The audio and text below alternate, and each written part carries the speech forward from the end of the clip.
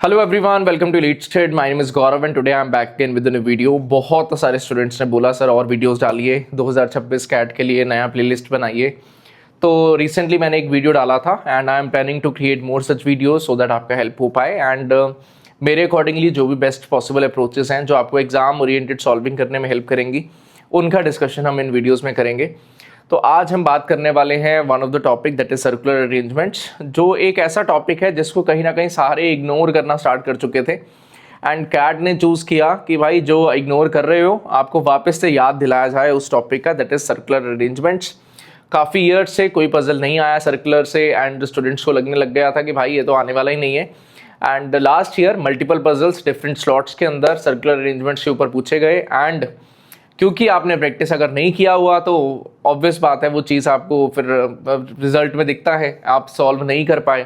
Even as of now जो puzzle slot 1 में पूछा गया था लास्ट ईयर, स्टूडेंट्स अभी तक भी उसको अच्छे से सॉल्व नहीं कर पाते। तो क्या बेस्ट अप्रोच है हम डिस्कस करेंगे। मैं क्वेश्चन आपकी स्क्रीन पे दिखाऊंगा पहले पूरा, आप पॉज करके ज़रूर सॉल्व करिए एंड देन आप डिस्कशन वीडियो ज़रूर चेक करना। I try to use the complete board to solve the puzzle. मैं जो इंपॉर्टेंट पॉइंट्स होंगे जो आप अपनी कॉपी पे लिखते हो वो मैं साइड पे कहीं पर नोट डाउन करने का ट्राई करूंगा, क्योंकि वाइट बोर्ड का जो फीलिंग है वो क्लासरूम टाइप का फीलिंग हो जाता है। एंड आई होप सो वो वाइट बोर्ड के थ्रू आप चीज़ों को और ज़्यादा अच्छे से समझ पाओ एंड इंटरेक्टिव रहे, आपके लिए इंटरेस्टिंग रहे डिस्कशन। चलिए स्टार्ट करते हैं। मैं अपना मोबाइल फ़ोन यूज़ करूँगा क्वेश्चन स्टेटमेंट रीड करने के लिए, आप ऑन स्क्रीन रीड कर सकते हैं। और question says that a round table has 7 chairs around it, the chairs are numbered 1 through 7 in a clockwise direction. तो एक सर्कल होगा जिसमें क्लॉकवाइज डायरेक्शन में 1 से लेकर 7 तक नंबर्स अवेलेबल हैं। 4 फ्रेंड्स हैं, Aslam, Bashir, Chhavi and Devesh, sit on 4 of the chairs. तो इन 7 में से 4 चेयर्स पे वो बैठेंगे। In the starting position Aslam and Chhavi are sitting next to each other, A and C are together. And while for Bashir as well as Devesh there are empty chairs on either side of the chairs they are sitting on। ठीक है जी, तो कुछ हमारे पास में circle ऐसा बन रहा है जी, ठीक है। And we have a numbering 1, we have a numbering 2, यहाँ पे 1 अंदर लिख देते हैं। Then we have 3, then we have 4, we have 5, we have 6, we have 7। ठीक है जी, तो क्लॉकवाइज डायरेक्शन में 7 लोग बैठे हैं and it is given that A and C एक साथ बैठे हैं कॉन्जिक्यूटिव प्लेसेस में, एंड बी एंड डी जो है उनके बीच में गैप है और उनके लेफ्ट और राइट में भी कोई ना कोई पर्सन एटलीस्ट कोई ना कोई गैप जरूर प्रेजेंट होना चाहिए। फिर से पढ़ लेते हैं। पॉइंट था there are empty chairs on either side of the chairs that are sitting on Bashir and as well as Devesh. B and D के लिए उनके लेफ्ट और राइट में एक एक प्लेस मिनिमम एम्प्टी होना चाहिए। ठीक है, एक एग्जाम्पल लेते हैं। Let it be A and C यहाँ पर प्रेजेंट है। ठीक है जी, A and C are present in these 2 places. आपको समझाने के लिए जस्ट यहां पर प्रेजेंट है दोनों। ना if we talk about B and D, तो बी एंड डी ना तो 7 पे प्रेजेंट हो सकते हैं ना तो 3 पे प्रेजेंट हो सकते हैं। तो बी और डी में से कोई एक पर्सन यहां पर प्रेजेंट होगा, बी और डी में से कोई दूसरा पर्सन यहां पर प्रेजेंट होगा। None of them can be present at 5th place as well. क्यों? क्योंकि अगर 5th प्लेस पे कोई आया तो वो एडजेसेंट हो जाएंगे and it is already given to us that कि दोनों के लेफ्ट राइट में कम से कम एक प्लेस एम्प्टी होना चाहिए। तो दैट इज वाई कुछ ऐसा फॉर्मेशन हमारे पास में बनकर बाहर आएगा। ठीक है जी, I hope so the question statement is clear to you. Next मैं आगे मूव करता हूं, आप साथ में रीड कर सकते हो स्क्रीन से। The friends take turns moving either clockwise और counter clockwise from their chair. तो अब जो फ्रेंड्स हैं वो मूवमेंट करेंगे क्लॉकवाइज डायरेक्शन में या एंटी क्लॉकवाइज डायरेक्शन में। The friend who has to move in a turn occupies the first empty chair in whichever direction he she chooses to move. Aslam moves first, followed by Bashir, Chavi, Devis, and then Aslam moves again, followed by Bashir and Chavi, respectively. ठीक है, example को finalise कर लेते हैं। Let it B यहाँ पर B है और यहाँ पर D है। जस्ट आपको समझाने की बात हो रही है, एक्चुअल क्वेश्चन के साथ इसका कोई लेना देना नहीं है। ये ओरिजिनल इनिशियल फेज है या फिर मैं कहूँ स्टार्ट जो हुआ गेम तब वो ऐसा था। ठीक है, टर्न 1 हो गया, किसी का बारी आ गया टर्न 1। टर्न 1 में किसका बारी आएगा? बोला गया था ए। ठीक है जी, ए का बारी आएगा, मतलब ए जिस जगह पर बैठा था वहां से उठकर वो कहीं और भागेगा। मैंने एक और सर्कल बनाया, क्वेश्चन स्टेटमेंट में हटा दे रहा हूँ। एक और मैंने सर्कल बनाया, ये सर्कल था मेरा 1 2 3 4 5 6 एंड 7। 1 2 3 4 5 6 7। अब क्या होगा? सी अपनी प्लेस पे बैठा रहेगा क्योंकि उसका टर्न आया नहीं है अभी। डी अपने प्लेस पे बैठा रहेगा क्योंकि उसका टर्न आया नहीं है। बी अपने प्लेस पे बैठा रहेगा क्योंकि उसका टर्न आया नहीं है।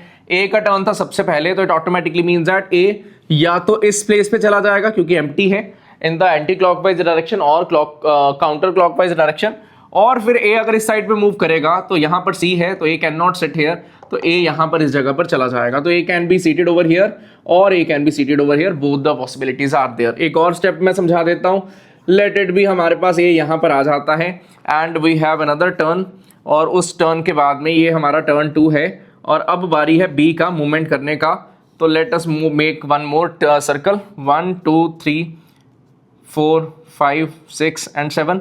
अब सी अपनी जगह पर रहेगा, डी अपनी जगह पर रहेगा जी, ए अपनी जगह पर रहेगा। नाउ बी के लिए या तो ये वाला प्लेस होगा एंटी क्लॉकवाइज या काउंटर क्लॉकवाइज डायरेक्शन में, या फिर ये वाला जो है वो प्लेस अवेलेबल होगा, तो बी कैन मूव एनीवेयर, ठीक है।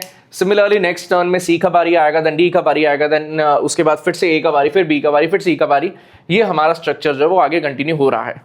अब आपको ये सर्कल से समझ में जरूर आ रहा होगा कि यार अगर मैं सर्कल के अंदर डील करने का ट्राई कर रहा हूं तो this question will become difficult to handle, क्योंकि 7 टर्न्स तो कंफर्म है जिनका मुझे डेटा हैंडलिंग करना पड़ेगा, एंड 7 सर्कल्स बनाना, उनको आपस में कोरिलेट करना, that sometimes become a very hectic task.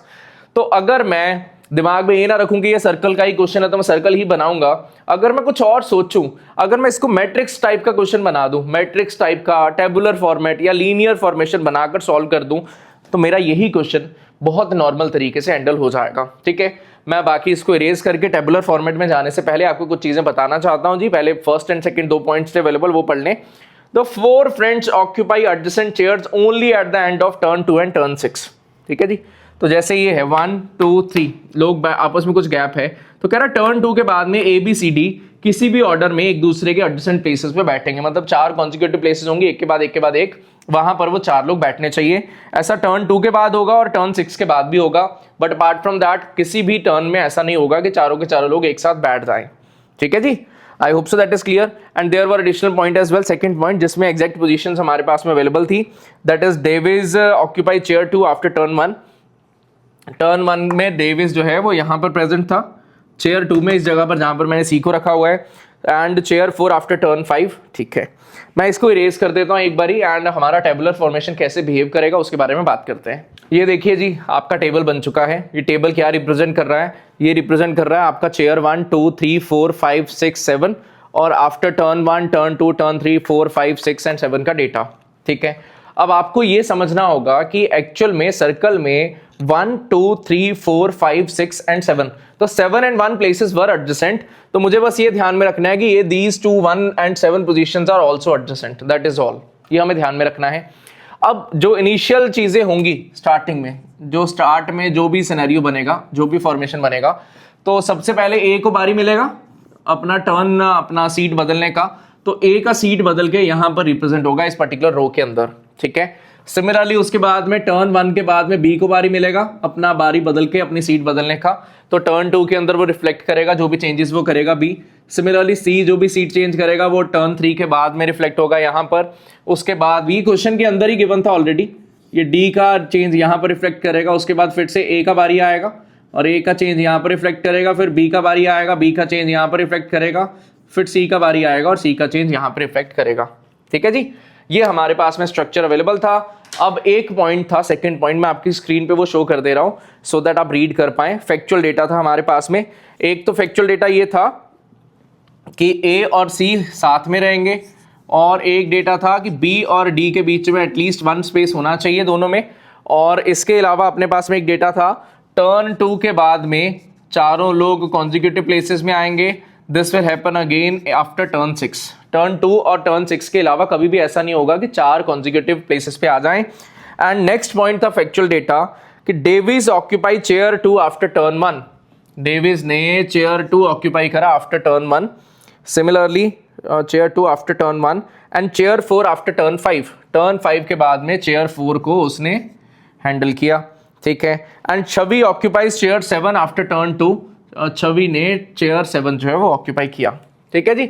अब चलते हैं आगे। क्वेश्चन का स्टेटमेंट हटा दे रहा हूं, पूरा बोर्ड हमारे पास में है, इसको मैनेज करते हैं एंड लेट्स सी आगे क्या होता है। सबसे पहले अगर ए का बारी आया है इस पर्टिकुलर रो में अपनी स्पेस चेंज करने के लिए, मतलब डी स्टार्टिंग में अगर आफ्टर टर्न 1 सेकंड चेयर पे बैठा है, तो it automatically means that initially D जो होगा वो यहीं पर बैठा होगा, ठीक है जी। सिमिलरली अगर टर्न 1 के बाद में बी का बारी आया अपना प्लेस चेंज करने का, मतलब डी तो अपनी ही जगह पर बैठा रहेगा, D will not be able to change its place. Similarly अब सी का बारी आया है प्लेस चेंज करने का, तो यहां पर सी है वो अपनी प्लेस चेंज करेगा, D will remain seated at his own place, वो अपनी प्लेस चेंज नहीं कर पाएगा। सिमिलरली अब डी ने अपना प्लेस चेंज किया है, वो यहां पर जा सकता है, यहां पर जा सकता है, यहां पर जा सकता है, यहां पर जा सकता है, यहां पर जा सकता है, यहां पर जा सकता है, कहीं पर भी मूव कर सकता है। But we already know that D एक ही बार मूवमेंट लेगा, उसके बाद में डी को कभी मूवमेंट लेना नहीं है। तो अगर डी टर्न 5 में हमें यहां पर शो हो रहा है, तो इट ऑटोमेटिकली मीन्स दैट जब उसने यहां पर चेंज किया तो वो इस पर्टिकुलर कॉलम में जाकर या इस पर्टिकुलर चेयर पे जाकर बैठ चुका है, क्योंकि एक बार वो इस चेयर पे बैठ जाएगा उसके बाद में वो अपना प्लेस चेंज नहीं करेगा। तो डी को टिल द एंड यहां पर बैठना पड़ेगा। We do not have any other option available for him. I hope so that is clear. कोई परेशानी आपको इस पॉइंट को लेकर नहीं है, आपका ये पॉइंट जो है वो मैनेजेबल है जी। ठीक है जी। सिमिलर बेसिस पे कुछ और डिकोड करने का ट्राई करते हैं। अगर सी यहां पर प्रेजेंट था, उससे पहले सिर्फ बी ने अपना प्लेस इंटरचेंज करा था, no one else change their places, तो it automatically means that C यहीं पर प्रेजेंट होगा। सिमिलरली स्टार्टिंग में ए ने अपना प्लेस चेंज करा था, सी ने अपना प्लेस चेंज नहीं करा है, तो स्टार्टिंग में जब खेल स्टार्ट हुआ था तब सी यहीं पर प्रेजेंट होगा। ओके बात है जी। Also we know that starting में इनिशियली डी के लेफ्ट और राइट वाली प्लेसेस जो वो ब्लैंक होनी चाहिए, मतलब no one should be present over here, no one should be present over here, that is for sure. And we also know that A and C should be together according to this data. A and C should be together according to this data. अगर A and C साथ में थे तो 7 पे C present है, तो automatically I should be able to say that 1 पे A नहीं हो सकता, क्योंकि फिर A और D एडजेसेंट हो जाएंगे। But there was a point mentioned in the question, that is B और D के लेफ्ट राइट पे मुझे स्पेस चाहिए, no one else should be present in those places, तो it automatically means that are A should be present here in the beginning itself. अगर A यहां पर present है, B ही बचा है एंड B के लेफ्ट राइट में गैप होना चाहिए, तो B should not be present over here, B के लिए एक ही जगह बचेगा, that is just 1। I hope सो ये गेम आपको क्लियर है। यहां तक हमने कैसे किया, इसमें आपको कोई प्रॉब्लम नहीं है। इसके बाद का डेटा इज सुपर सिंपल। अगर मैं टर्न 1 के बाद की बात करूं, A अपनी ही प्लेस पे रहेगा, A मतलब अपनी प्लेस चेंज करेगा, B अपनी ही प्लेस पे रहेगा, ठीक है जी। B अपना प्लेस चेंज नहीं करेगा, only A is going to change its place, ठीक है जी।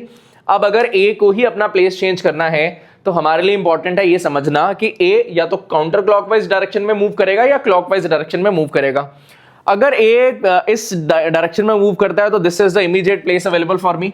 अगर A दूसरी साइड पे मूवमेंट लेता है तो यहां पर C ऑलरेडी बैठा है, ये वाला प्लेस बचेगा, मतलब A यहां पर आके बैठना चाहिए। फिर अगर A यहां से यहां चला जाए, that is one of the case possible, या फिर A यहां से उठकर यहां पर आ जाए, that is a possibility. But हमारे लिए एक बहुत ही ज्यादा इंपॉर्टेंट पॉइंट है, दैट इज टर्न 2 के बाद में चारों लोग कॉन्जिक्यूटिव प्लेसेस पे बैठेंगे, ठीक है जी। अगर D यहां पर है, C यहां पर है, these are the 2 fixed places. अब अगर A यहां पर आ गया, इस जगह पर A प्रेजेंट हो गया, then what will happen is A यहां पर है, जस्ट आपको समझाने के लिए लिख देता हूं, A यहां पर आया। अब B कहां पर जाए कि वो चारों लोग कॉन्जिक्यूटिव हो जाएं? हाँ जी, B अगर जाता है इस जगह पर, यहां पर आ जाता है, एक प्लेस मूव कर जाता है, तो चारों कॉन्जिक्यूटिव नहीं होंगे। अगर B जो है वो A को क्रॉस करके आगे निकल जाता है, देन ऑल्सो B यहां पर आएगा, A B C then blank then D, तो चारों लोग कॉन्जिक्यूटिव नहीं हो पाएंगे। एंड मुझे कॉन्जिक्यूटिव चाहिए, मतलब A को टुवर्ड्स अदर डायरेक्शन मूवमेंट लेना चाहिए, दैट इज A C के बाहर, C के उस साइड पर गया, मतलब A को यहां पर आना ही पड़ेगा, that is the only option available for me, ठीक है जी। मतलब अब यहां पर कोई भी प्रेजेंट नहीं होगा, यहां पर कोई भी प्रेजेंट नहीं होगा, यहां पर कोई भी प्रेजेंट नहीं होगा। I hope so that is clear to you. और आगे बढ़ते हैं। Now it's B's turn to move, तो A will remain seated at the same position, A अपना पोजीशन चेंज नहीं करेगा। Now we need to move B clockwise और anti clockwise में मूवमेंट लेगा, मतलब B can move towards this place और B can move towards this place. कुछ students के माइंड में डाउट जरूर आएगा कि B भाई साहब यहां पर भी तो जा सकता है, नहीं जा सकता था जी। There was a point clearly mention to us, और वो पॉइंट कहता था, मैं क्वेश्चन स्टेटमेंट आपकी स्क्रीन पे शो करा दे रहा हूं। कह रहा है the friend who has to move in a turn occupies the first empty chair in whichever direction he she chooses to move. तो जिस डायरेक्शन में सबसे पहला एम्प्टी चेयर होगा वो वहां पर जाकर बैठेगा। तो आप अगर सोचो B यहां से उड़कर इधर चला जाएगा, that is not a possibility available for us. B को इस जगह पर मूव करना पड़ेगा सो दैट वो A, D, B और C चार कॉन्जिक्यूटिव प्लेसेस पे आ जाए। अगर बाय चांस किसी के माइंड में डाउट आ रहा है यार ये चार कॉन्जिक्यूटिव कैसे हुई, तो भाई साहब अगर मैं एक सर्कल बना रहा हूं 1 2 3 4 5 6 7, 1 2 3 4 5 6 एंड 7, तो हुआ क्या, 7th पोजीशन पे C सीटेड है, then A D and B seated है, A D and B. Originally तो सर्कल था ना, हमने सर्कल को ब्रेक कर दिया अपना केसेस जल्दी जल्दी बनाने के लिए, था तो सर्कल ही। तो ये सिचुएशन है finally, C A D B 4 consecutive places पे आ रहे हैं। I hope so that is clear. और आगे बढ़ते हैं जी, आगे चलने का ट्राई करते हैं। अब मेरे पास में these places should be empty, ठीक है। अब इसके अलावा ए का बारी नहीं है, यहां पर सिर्फ सी का बारी है, तो C will change its place. तो ए यहीं पर आना चाहिए, बी यहीं पर आना चाहिए, they will not change it's places, ठीक है। अच्छा, एक चीज और समझना इजी है, डिकोड होना चाहिए। सी जो है आपके दिमाग में आएगा, दोनों साइड पे मूव कर सकता है। अगर सी घूमता है, जैसे यहां से सी इस जगह पर प्रेजेंट है, अगर वो ए डी और बी को क्रॉस करके यहां पर जाता है बाय चांस, मतलब यहां पर अगर सी आके लैंड होता है, तो अगेन चारों के चारों लोग कॉन्जिक्यूटिव प्लेसेस पे प्रेजेंट हो जाएंगे। That is not a possibility. मतलब सी को अगर मैं ए से डी से और बी से जंप कराकर यहां पर लेकर आना चाहता हूं, that is not going to be possible, क्योंकि फिर टर्न 3 में भी चारों लोग कॉन्जिक्यूटिव हो जाएंगे, विच इज नॉट पॉसिबल। तो सी को मुझे यहां से हटाकर यहां पर भेजना पड़ेगा, that is C should be present towards this place, ठीक है जी। और बाकी की प्लेसेस मेरे पास में हो जाएंगी empty. I hope so that is also clear. Now अगला बारी था डी का मूवमेंट करने का, एंड डी ऑलरेडी मूव्ड, यहां से यहां पर ऑलरेडी आ चुका है जी, ठीक है। डी 2 से 4 पोजीशन पे जा चुका है। कैसे गया? D can move towards 7, D can move towards 4, और हमें पता था डी 4 पे गया है, ये ओरिजिनल स्टेटमेंट में गिवन था, मतलब डी यहां से 4 पे जा चुका है, ठीक है। और ए जो है वो यहीं पे रहेगा, बी यहीं पर आएगा, सी अपनी प्लेस पे रहेगा, remaining places will be empty for sure, ठीक है। टर्न 4 का डेटा हो चुका है। अब नेक्स्ट बारी है ए की मूवमेंट करने की, मतलब बी एज इट इज रहेगा अपनी जगह पर, B is not going to move, C is not going to move, ठीक है। अब ए की मूवमेंट की बारी है। ए का मूवमेंट क्या होगा? या तो ए आ जाए मूवमेंट करके इस जगह पर, ठीक है जी, इस साइड पर आ जाए। कैसे हो रहा है? ए या तो आ जाए 2 पे, या फिर ए चला जाए 7 पे, ठीक है। ए या तो मूवमेंट करके यहां पर चला जाए, दैट इज अ पॉसिबिलिटी, या फिर वो 7 पे चला जाए, 7 पे आ जाए, या फिर 2 पे चला जाए, ठीक है। अब मेरे लिए इंपॉर्टेंट बात ये समझना है कि अब सिर्फ और सिर्फ बी का मूवमेंट होना है, और बी का मूवमेंट होते ही हमें बेनिफिट क्या मिलेगा? A B C D again 4 consecutive places पे प्रेजेंट हो जाएंगे। भाई साहब बी यहां पर है, डी यहां पर है, सी यहां पर है, ठीक है। और अगर मैंने ए को इस जगह पर रखा, ध्यान से सुनना, ये है मेरा 2 पोजीशन, अगर मैंने ए को यहां पे रखा, बाय चांस मैंने ए को यहां पे रखा, यहां से हटा के, ठीक है। अब नेक्स्ट बारी है बी का चलने का। बी या तो चला जाएगा इधर, तो भी बी यहां पर होगा, ए यहां पर होगा, डी यहां पर होगा, सी यहां पर होगा। 4 लोग एडजेसेंट नहीं है, टर्न 6 के बाद में चारों लोग एडजेसेंट चाहिए। अगर बी मूव करा यहां पर 5 पे आया, तो B C and D, C B and D एक साथ है, ए अलग हो गया, तो मतलब मेरे लिए प्रॉब्लम क्रिएट हो रहा है। तो ए को मैं 1 पोजीशन से 2 पे नहीं मूव कर सकता हूं, मुझे ए को 7 पोजीशन पे लेके जाना पड़ेगा। That is a should be present over here, these places will be empty now बारी है बी का मूवमेंट लेने का, एंड ए को मैंने 7 पे भेज चुका हूं, मतलब ये सिचुएशन मेरे पास में राइज हो चुका है। Now we need to move B, तो आप समझ रहे होगे बी को 2 पे भेजा जाए या फिर बी को 5 पे भेजा जाए, तो it automatically means that B को 5 पे भेज दिया जाना चाहिए, सो दैट टर्न 6 के बाद में A B C D 4 consecutive places पे आ जाए। तो बी विल मूव, और बाकी की सारी चीजें सिर्फ बी का मूवमेंट होना है, तो C will remain intact, A will remain intact, B का मूवमेंट होना है जी, तो बी को इस जगह पे मूव करने का कोई बेनिफिट नहीं है, तो बी को मुझे यहां पर मूवमेंट देना पड़ेगा, मतलब these places should be empty now. I hope so it is clear. अब अगला बारी है सी का मूवमेंट लेने का, मतलब बी इंटैक्ट रहेगा, ए यहां पर इंटैक्ट रहेगा, ठीक है जी। अब अगला प्रोसेस भी समझ लो, बी का मूवमेंट होकर यहां पर आ चुका है आफ्टर टर्न 6, ठीक है जी। अब सी का मूवमेंट लेने का बारी है। अब सी का अगर मूवमेंट लेने का बारी है, सी यहां पर प्रेजेंट था, तो सी अगर यहां से उठकर चला जाता है 1 पोजीशन पे, ठीक है, अगर सी यहां से उठकर 1 पोजीशन पे चला जाता है, दैट इज फाइन, कोई प्रॉब्लम वाली बात नहीं है। अगर सी उठ के 3 पे चला जाता है, then also it is fine, यहां से इस जगह पर भी जा सकता है, यहां से इस जगह पर भी जा सकता है, बोथ आर फाइन। मैं कुछ बोल नहीं सकता हूं कौन सा फाइनली हुआ होगा। क्वेश्चन के आंसर्स आप देख सकते हो, question 1 and 2 I guess pretty straightforward थे, बहुत पहले आंसर हो सकता था। What is the number of the chair initially occupied by Bashir? That was 4, और स्टार्टिंग के ही 1 to 2 मिनट्स में हम इसको डिकोड कर सकते थे जब हमने क्वेश्चन सॉल्विंग स्टार्ट किया था। Who sits on the chair numbered 4 eight the end of turn 3?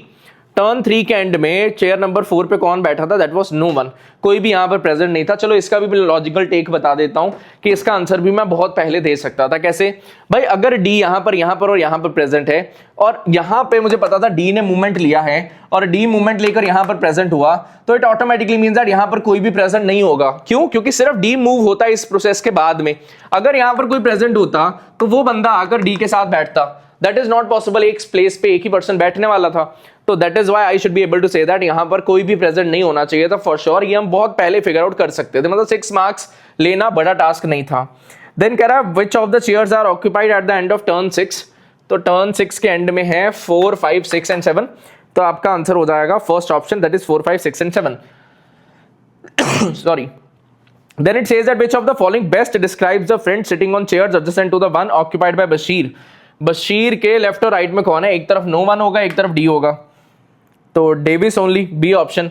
B के इस साइड पर कोई भी प्रेजेंट नहीं होगा क्योंकि सी उठ के या तो इधर चला जाएगा या फिर सी उठ के यहां पर चला जाएगा, इस जगह पर तो कोई भी प्रेजेंट नहीं होना चाहिए, तो ऑटोमेटिकली मीन्स दैट हमारा जो आंसर होगा that is Devesh only, that is B option. I hope so this whole working is clear to everyone. देखिए मेरा जब भी मैं वीडियो बनाता हूं, मेरा पर्पस कभी भी ये नहीं रहेगा कि मैं आऊं और सॉल्व करके चला जाऊं, फिर मुझे लगता है मेरा वेस्ट है यहां पर आकर खड़े होकर वीडियो बनाने का। मेरा मोटिव ये है कि अगर मैं कुछ अलग तरीके से चीजों को सोचता हूं, मेरा पॉइंट ऑफ व्यू अलग है, जो स्टूडेंट जिस तरीके से सोचते हैं और जो मैं सोचता हूं अगर अलग है, तो क्या अलग है, अगर मैं वो चीज आपको समझा पाऊं तो आप भी कुछ अलग तरीके सोचना स्टार्ट कर पाओगे। एंड एग्जाम में कन्वेंशनल अप्रोचेस से ही आप डील करो हर बारी, ऐसा नहीं हो पाता। एग्जाम में हमें बहुत कुछ करना पड़ता है। To all the easy student जो हम डिस्कशन कर रहे हैं मॉक्स के, आपको वहां पर ये बात समझ में आ रहा होगा कि ऑन द स्पॉट सॉल्विंग करना और एक करा हुआ पजल दोबारा सॉल्व करना में बहुत डिफरेंस होता है। एक समझाने का तरीका अलग होता है और ऑन द स्पॉट सॉल्विंग करने का तरीका अलग होता है। मतलब ऑन द स्पॉट सॉल्विंग करते टाइम हम बदतमीजी वाला रूट यूज करते हैं कि किसी तरीके से हम कुछ ऑप्शन एलिमिनेशन कर लें, क्वेश्चन का लैंग्वेज यूज कर लें, कोई स्टेटमेंट ऐसी है जिसकी पॉसिबिलिटी है फटाफट से उसकी पॉसिबिलिटीज को एलिमिनेट करके देख लें, तो हमें वो करना पड़ता है। एंड हम लोग अगर उतना स्मार्ट हो पाए कि हम वैसी चीजें अडेप्ट करें तो इजीली आप हर पेपर में 2 पजल्स मिनिमम हर सर्कमस्टांसेस में कर पाओगे। अगर बहुत ज्यादा डिफिकल्ट पजल आ गया या बहुत पेपर ऐसा डिफिकल्ट बन गया तब भी आपका परसेंटाइल नीचे नहीं जाएगा क्योंकि आप स्मार्ट हो चुके हो, जो most of the student smartly paper को हैंडल नहीं करते। ठीक है, so I hope so I made all the points very clear. That will be all from my side. Thank you, bye bye, मिलते हैं नेक्स्ट वीडियो के साथ में।